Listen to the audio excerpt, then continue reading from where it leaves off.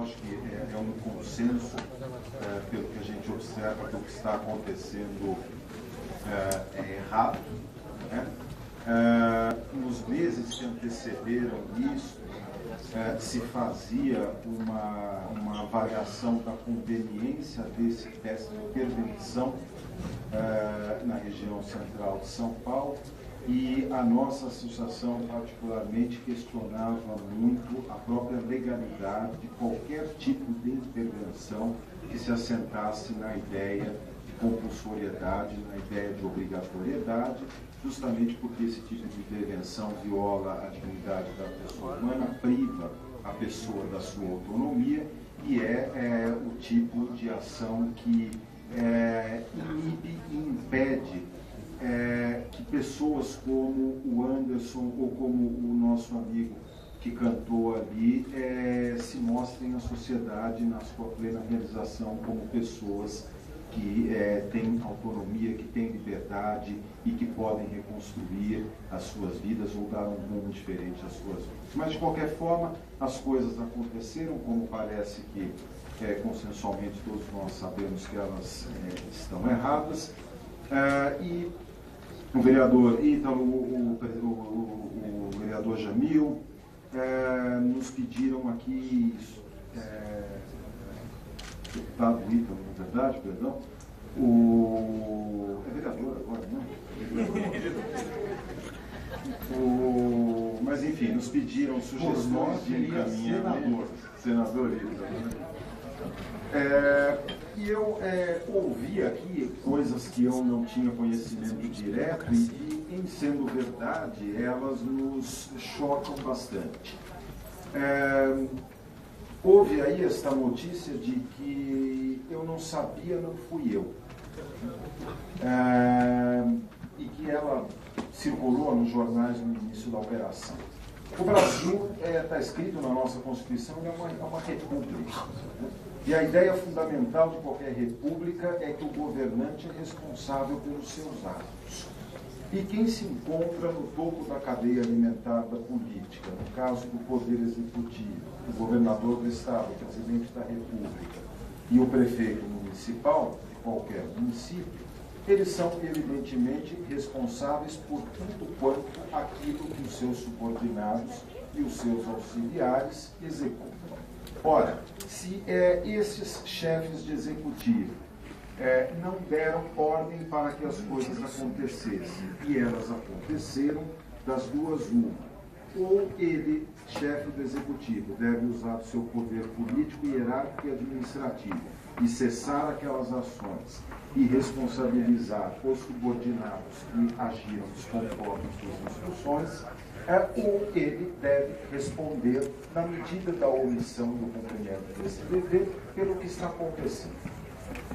Em se omitindo, ou ele assume que ocorreu porque mandou, ou que, apesar de não ter mandado, está de acordo com isso. E o princípio republicano impõe a sua responsabilização, portanto, por aquele ato que está acontecendo. Eu, como associado de uma associação de juízes, como representante de uma entidade de juízes, não consigo conceber como numa república um governador de Estado, um presidente da República, um prefeito, um secretário possam sair ilesos de episódios que aparentemente a população toda reprova e que as suas lideranças reprovam. O instrumento legal para isso, um instrumento jurídico, político previsto nas nossas constituições para isso, é a responsabilização política, administrativa e judicial dessas autoridades do poder executivo. De modo que, pelo que foi dito aqui, o Ministério Público já está tomando providências. Evidentemente, a gente não sabe quais são as providências e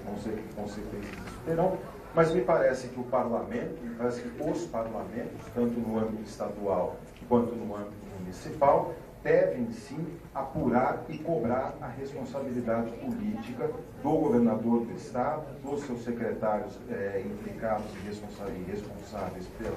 as ações, assim como se isso está acontecendo também na esfera do município, pelo prefeito e pelos seus secretários. O que não se concebe é que lavem as mãos, digam, nós não sabíamos, não temos nada a ver com isso, fomos atropelados ou isto ou aquilo, e tudo continue sendo feito. Então, a minha sugestão, na verdade, vereadores, o deputado Adriano também está aqui, é que, de alguma maneira, o parlamento exerce essa função sua, que é a função de controle dos atos políticos e administrativos dos chefes e secretários de Estado e município, e responsabilizem esses governantes se as coisas estão no pé que estão, como hoje aqui foi narrado. Alguns dias, há 60 dias passados, mais ou menos, um jornal denunciou que mulheres estavam sendo levadas a cavalo de parto, algemadas.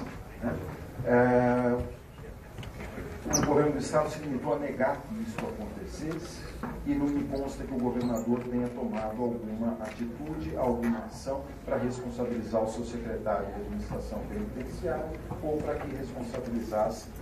o superintendente, sei lá quem quiser responder por isso. No começo do ano de 2010, o Supremo Tribunal Federal disse que torturadores estão anistiados. E assim vai o Brasil caminhando numa série sucessiva de violações de direitos, e nós, muitas vezes, exercemos esse justo direito à indignação da cidadania, recebemos essa acolhida no parlamento, mas também temos que cobrar do parlamento a responsabilização política do administrador pelos atos que pratica, e, lamentavelmente, eles vêm sendo e saindo impunes de cada uma dessas violações e dessas omissões que ocorrem. Uma segunda sugestão que eu faria, independentemente das ações interessantes que a Defensoria vem fazendo, lá no centro aqui no centro da cidade,